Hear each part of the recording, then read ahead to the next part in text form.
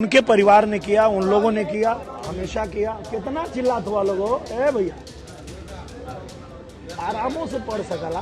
वो उनका जो पीडीए बना है वो है क्या? परिवारवादी डकैत अलायंस। हम लोगों ने एक ईंट भी रखा है तो सपाई ने रखा है। मतलब कहाँ रखा है दिखाओ। तो गए तो देखे जेल बनाया है। तो ऐसे ही कार्यों के लिए जेल बनाया है। उनको पता है कि हमारे कार्यकर्ता जाएंगे जेल में, बुलडोजर बाबा आएंगे, उल्टा लटकाएंगे, तो इनके बीवी बच्चा जो है जेल में खाना पहुंचाएंगे, नजदीक रहेगा तो। नमस्कार, मैं गौरव कुमार पांडे और इस वक्त यूपी तक की टीम मौजूद है आजमगढ़ लोकसभा क्षेत्र में और मेरे साथ मौजूद है बीजेपी के प्रत्याशी, हालांकि सांसद भी हैं, दिनेश लाल यादव निरहुआ जी। सर, कैसा चल रहा है चुनाव प्रचार? बहुत बढ़िया, बहुत अच्छा चल रहा है। क्षेत्र में जो है लगातार हम लोग सुबह से लेकर रात तक लगे हुए हैं। सुबह नाश्ता भी क्षेत्र में ही हो रहा है, दोपहर का भोजन भी क्षेत्र में हो रहा है और अब देखिए रात का भोजन भी क्षेत्र में ही हो रहा है। मैं कैमरामैन को कहूंगा कि एक बार जरा दिखाएं कि प्लेट में जो है लिट्टी चोखा बकायदा परोसा जा रहा है और यहाँ पर करीब 9:30 बजे के आसपास जो है समय हो रहा है और अब जो है सभी लोग खाने पे बैठे हुए हैं। तो सर, जिस प्रकार से आज पूरा यादव परिवार आजमगढ़ में था, डिम्पल भाभी जो है बकायदा मंच से आज भोजपुरिया अंदाज में जो है उन्होंने शुरुआत की अपने भाषण की, क्या कुछ कहेंगे? मुझे लगता है कि ये पूरा परिवार आजमगढ़ को फिर से ठगने के लिए आया है और आजमगढ़ को बैक गियर में डालना चाहता है। जैसे पहले डाल के रखा था कि पूरा देश आगे बढ़ रहा था और आजमगढ़ पीछे जा रहा था। लेकिन जब 1.5 साल का मौका भारतीय जनता पार्टी को मिला, हम लोगों को मिला, तो आजमगढ़ को हम लोगों ने विकास की रफ्तार से डबल इंजन की सरकार से जोड़ दिया और तेजी से आजमगढ़ का 1.5 सालों में विकास हुआ। और इस बात को पूरा आजमगढ़ भी जानता है और आजमगढ़ की जनता ने भी देखा है कि जो ये लोग 40, 50, 60, 70 साल में नहीं कर पाए, वो 1.5 साल में हम लोगों ने आजमगढ़ में करके दिखाया है। बस जनता इसी बात से खुश है और जनता भी तैयार है कि फिर से कमल खिलाएंगे। लेकिन सर, इस बार अखिलेश यादव जो है हर मंच से कहते नजर आ रहे हैं कि इस बार जो है काफी बड़ी हार होने वाली है, क्या कुछ कहेंगे आप? अखिलेश यादव की हार तो तभी हो गई होती अगर 19 में गठबंधन नहीं होता, तो अखिलेश यादव आजमगढ़ से हार के गए होते और ये बात उनको भी पता है। और जब इस बार बसपा से गठबंधन नहीं हुआ तो वो आए भी नहीं। हमने उनको चैलेंज दिया था कि आइए आजमगढ़, आइए लड़िए, पर वो नहीं आए। फिर से धर्मेंद्र को ही भेजे, धर्मेंद्र यादव जी को इसलिए भेजे कि उनको भी पता है कि यहाँ धर्मेंद्र जी पहले भी आ रहे हैं, फिर हारेंगे जी। लेकिन सर, इससे पहले जैसे चुनाव हुआ, उस चुनाव में हमने देखा कि गुड्डू जमाली एक मेजर फैक्टर बनकर रहे तीसरे नंबर पर बसपा की तरफ से। लेकिन इस बार गुड्डू जमाली ने समर्थन दे दिया है समाजवादी पार्टी को। क्या लगता है कि कुछ समीकरण बदलेगा या फिर? मैं ये कह रहा हूं कि बसपा ने नहीं समर्थन दिया है। वो जो आप वोट की बात करो, बसपा को मिला था, खाली गुड्डू जमाली के जाने से चला जाएगा? किसी भी प्रत्याशी की क्षमता इतनी नहीं होती है कि वो किसी पार्टी का सारा कोर वोट ही लेके कहीं चला जाए। अगर इस भ्रम में वो जी रहे हैं तो उनको जीने दीजिए। वो मुझे नहीं लगता है कि 5-10 हजार से ज्यादा फर्क डाल पाएंगे। उससे जो बड़ा फैक्टर है वो ये है कि इस बार ओम प्रकाश राजभर जी मेरे साथ हैं और अपने सारे वोटरों के साथ हैं, तो लाखों उनका वोट है यहाँ पे आजमगढ़ में। तो जो हम लोग जीत 8,000 से दर्ज किए थे, इस बार 80,000 से जीतने जा रहे हैं। सर, इसके अलावा एक और सवाल मेरा ये है कि जिस प्रकार से तमाम चुनावी बयान सामने आ रहे हैं, पहले प्रधानमंत्री की तरफ से बयान आता है मंगलसूत्र और तमाम मुद्दों को लेकर, आरक्षण को लेकर, इसके बाद से विपक्ष की तरफ से भी काफी कुछ बयानबाजी सामने आती है। हमने देखा राहुल गांधी भी जो है संविधान की किताब को लेकर हर मंच पर खड़े होकर अपना जो है भाषण शुरू करते हैं, क्या कुछ कहेंगे इस पर? मुझे लगता है कि संविधान के साथ खिलवाड़ और मजाक उनके परिवार ने किया, उन लोगों ने किया, हमेशा किया। कितना चिल्लात हुआ लोगों, ए भैया आरामों से पढ़ सकला।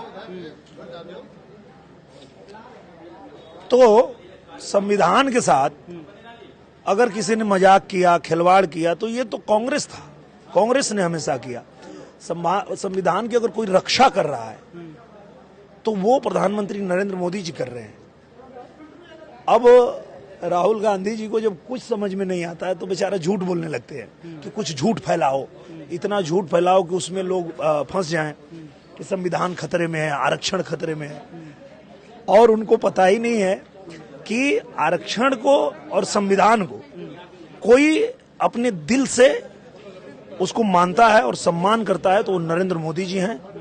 और ये जो कुछ भी बोल रहे हैं राहुल गांधी झूठ बोल रहे हैं।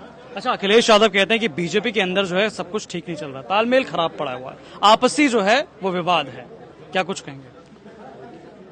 वो अपनी चिंता करें, बीजेपी में कोई दिक्कत नहीं है। भारतीय जनता पार्टी जो है वो खुद से ऊपर दल को रखती है, दल से ऊपर देश को रखती है। तो यहाँ वैसे लोग नहीं है।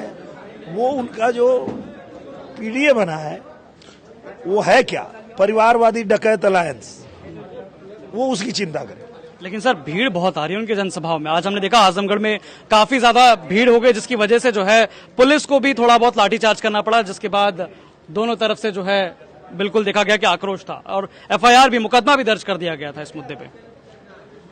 मैंने वही कहा ना आप लोगों को कि आजमगढ़ जब मांग रहा था कि हमको ये चाहिए, विश्वविद्यालय चाहिए, तो उन्होंने विश्वविद्यालय नहीं दिया, जेल दिया। यहाँ कुछ सोच के ही दिया होगा। उनको भी पता है यहाँ गुंडई करने के लिए तैयार हो जाए। सर आपने अभी मंच से ईंट वाला पूरा बताया था, एक बार फिर से जो है दर्शकों को बताइए। मैं वही कह रहा हूँ कि जब उनकी सरकार थी तो ये करते क्या थे, ये बूथ कैप्चरिंग करते हैं, ये फर्जी वोटिंग करते हैं, ये दबंगई करते हैं, गुंडई करते हैं, वही वहां भी कर रहे थे।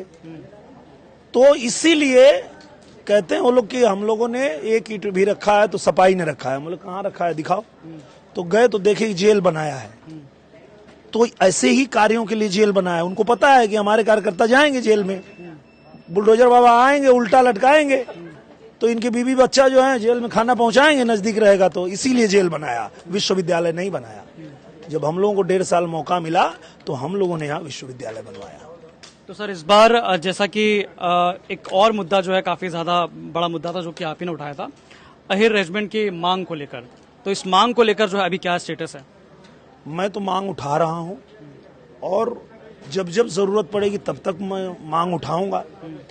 लेकिन जो लोग अपने आप को यादव का बहुत बड़ा नेता बनते हैं, मसीहा बनते हैं, उनको अगर यादव रेजिमेंट के, अहिर रेजिमेंट की चिंता होती तो वो जो घमंडिया गठबंधन है वहां जाने से बेहतर वो नरेंद्र मोदी जी को कहते कि भैया हम जो है आपके साथ हैं, हमारा अहिर रेजिमेंट बनवा दीजिए, बन जाता।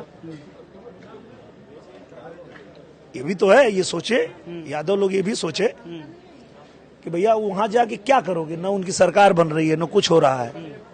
जब प्रधानमंत्री जी ने ये कहा कि अब तीसरी बार हमारी सरकार बन रही है, तो पूरे देश ने कहा कि बन रही है।